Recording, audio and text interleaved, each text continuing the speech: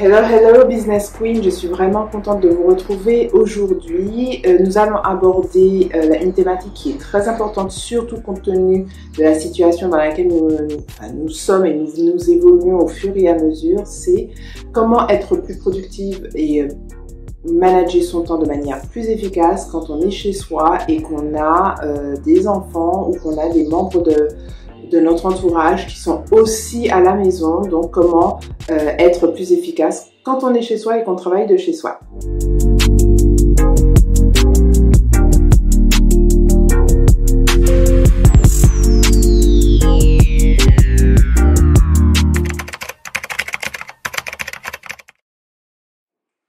Donc la première astuce que nous allons voir, et en fait c'est pas vraiment une astuce, parce que c'est de vraiment prendre en considération que l'on évolue, quand on travaille de chez soi, on évolue dans un environnement complètement différent de ce que l'on peut avoir au bureau.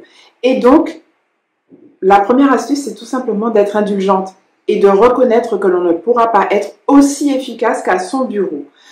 Donc, à partir de ce moment-là, en étant indulgente avec soi-même, on reconnaît que on ne sera pas à 100% et donc on pourra être un peu plus flexible. Pourquoi? Parce que l'environnement de chez soi, en fait, tu t'en rends compte facilement, tout est source de distraction. On va remarquer qu'il y a un détail qui ne va pas dans la cuisine ou dans le salon, où les enfants vont demander beaucoup d'attention, ou tout simplement parce que tu es présente dans le salon, on va estimer que tu es disponible et il y aura toujours des interruptions et des questions.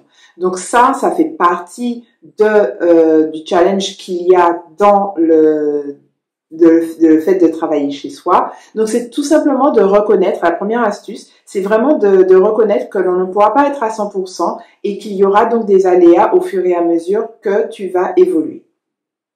La deuxième astuce, c'est de garder une routine. Alors que ce soit la routine du matin, comment tu décides de prendre ton déjeuner ou le dîner, mais de garder une certaine routine pour garder des points, je dirais temporels, mais aussi des points d'ancrage pour toi et pour ta famille, pour te permettre aussi d'évoluer et ne pas être perdu temporellement, parce que parfois les journées peuvent passer très lentement ou très rapidement en fonction de ce que l'on a prévu, mais aussi des sources d'informations que l'on peut avoir. Donc ça, c'est très important de pouvoir garder une certaine routine personnelle avec ta famille qui te permettra au fur et à mesure d'avancer au cours de la journée. Alors, troisième astuce qui est très importante aussi, c'est que dans la mesure où tu travailles de chez toi et qu'il y a des sources de distraction, cette troisième astuce, c'est de tout simplement planifier un moment spécial réservé pour ta famille, à savoir des moments où vous allez jouer ensemble, où vous allez avoir une activité particulière, mais qui sera complètement un temps qui sera complètement dédié à ta famille.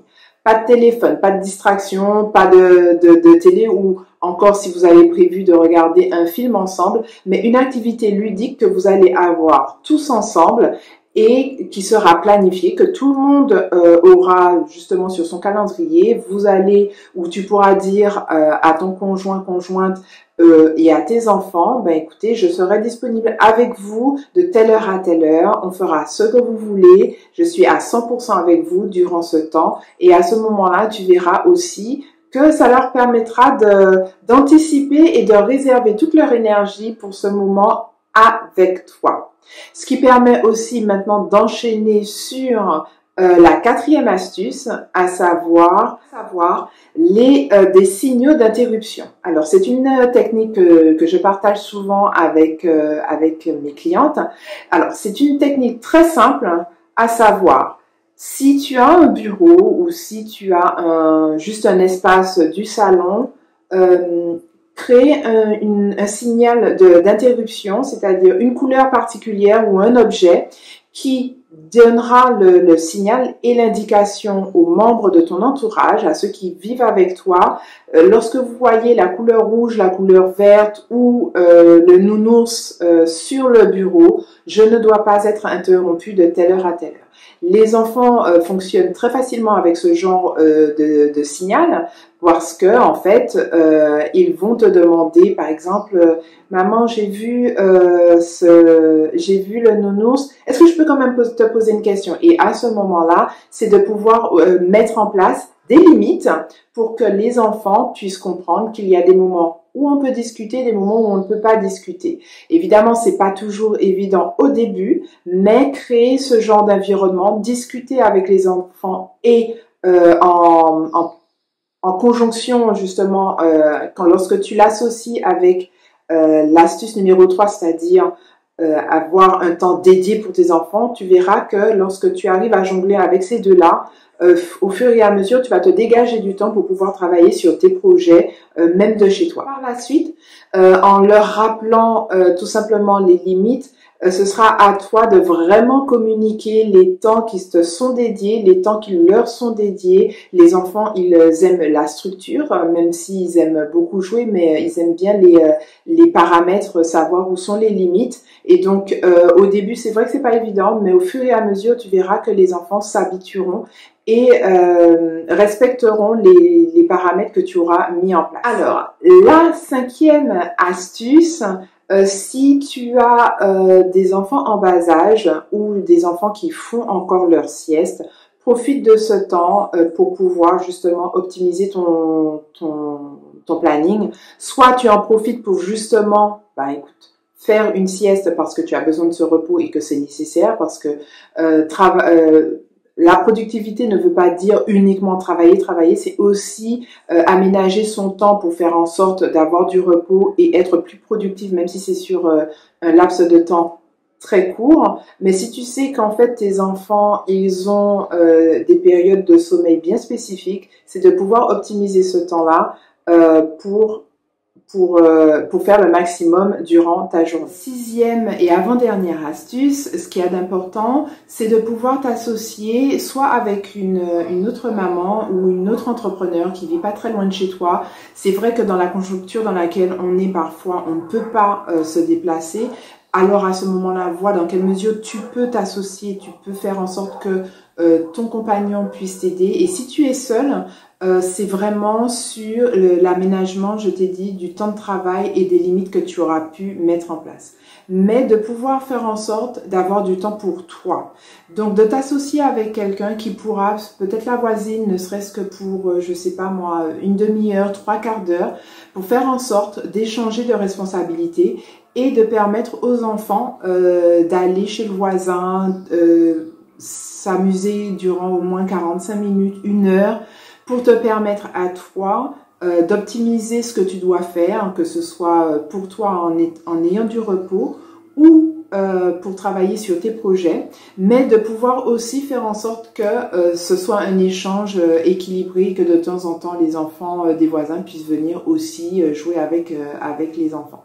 Donc ça, c'est très important de pouvoir échanger les responsabilités de temps en temps parentales et de faire en sorte que entre parents, tu puisses avoir quelqu'un. Si ce n'est vraiment pas possible, c'est vraiment de renforcer la pose de limite pour les interruptions, les signaux d'interruption. Ça, ce sera l'emphase la plus importante pour toi.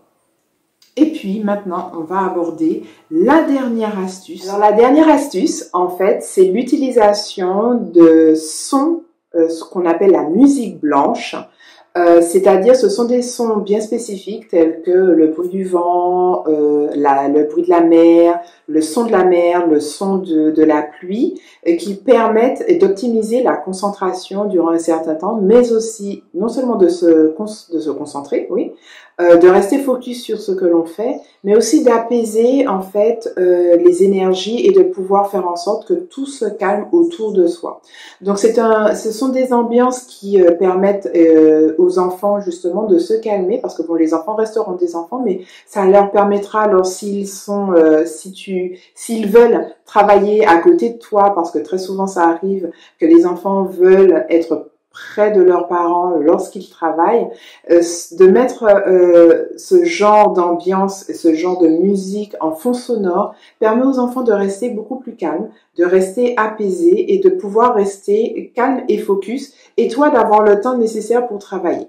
Donc avec ces paramètres, en mettant en place les signaux d'interruption, du temps dédié spécifiquement aux enfants et à ta famille, avec également de la musique blanche. Alors, il existe aussi dans le cadre de la musique blanche, ça j'ai oublié de le préciser, des casques anti-bruit qui sont sur le marché, mais parfois, lorsqu'on en a des enfants, ce n'est pas évident de se dire qu'on se coupe carrément de son environnement pour ne pas savoir ce que les enfants font.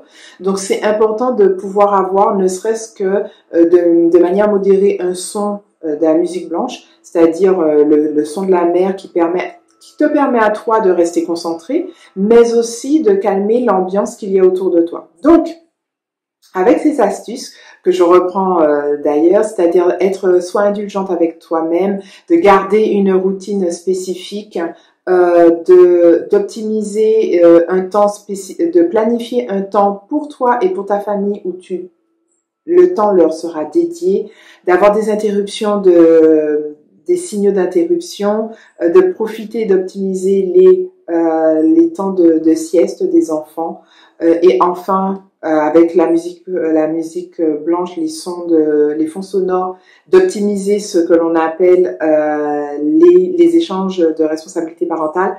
Ça, ce sont les 7 astuces que je te propose, et ça vient en complément de la newsletter que j'ai abordée cette semaine.